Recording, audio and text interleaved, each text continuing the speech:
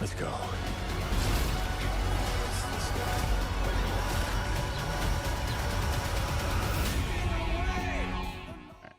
Hi guys, I just got through seeing the movie Flash, and even though I wasn't a big fan going into this particular film because of the delays and setbacks and the trailers that came out, really didn't have me really high on wanting to see this movie. Kind of thought it was going to be a hot can of garbage, but I am happy to tell you that I really did enjoy this film.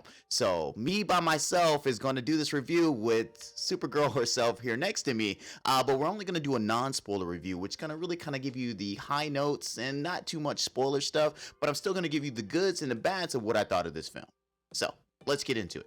Now, the goods of this film is that where it does star Ezra Miller, and I'm not the biggest fan of his interpretation of the Flash, what they do with his character in this movie is amazing.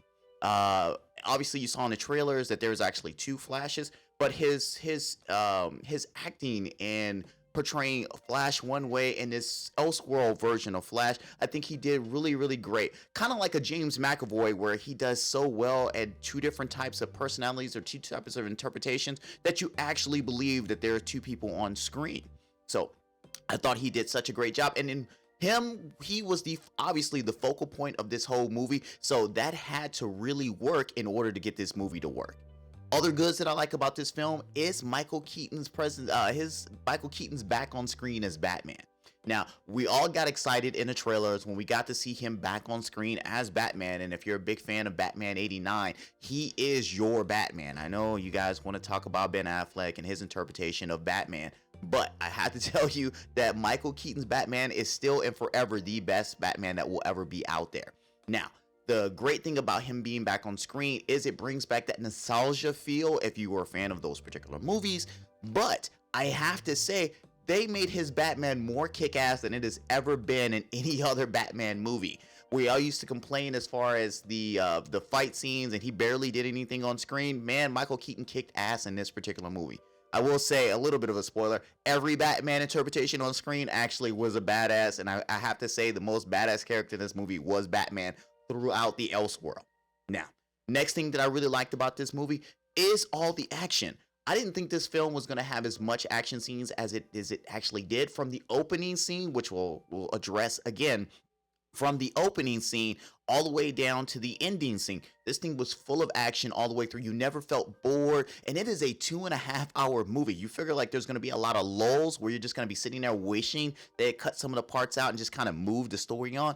Everything kind of made sense, and it kind of really got you wrapped up, or kept you on the edge of your seat as far as where they were going to go next in this film.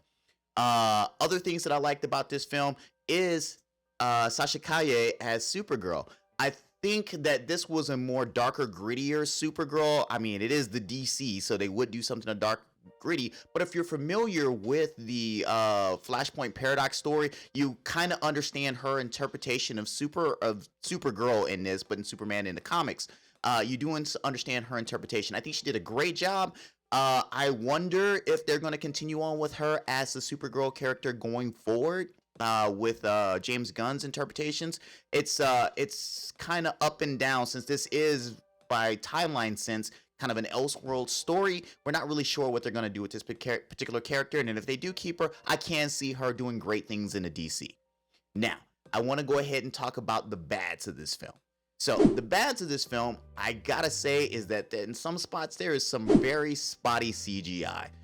From the opening sequence, where I don't want to spoil anything about this, like very noticeably, like it looked like they added the scene on at the last minute and they didn't get enough time to really work out the CGI, because there's some really great CGI in this film with the Flash's CGI and how he moves through time, his speed showing on screen, some of the battle scenes, but then in some of the other battle scenes where you're totally looks like they're on a sound stage with a green screen behind them. So I will have to say that for a big budget film like this, you would figure in the amount of time that they had to work on this film, they would have worked out all the CGI issues that were present in this movie.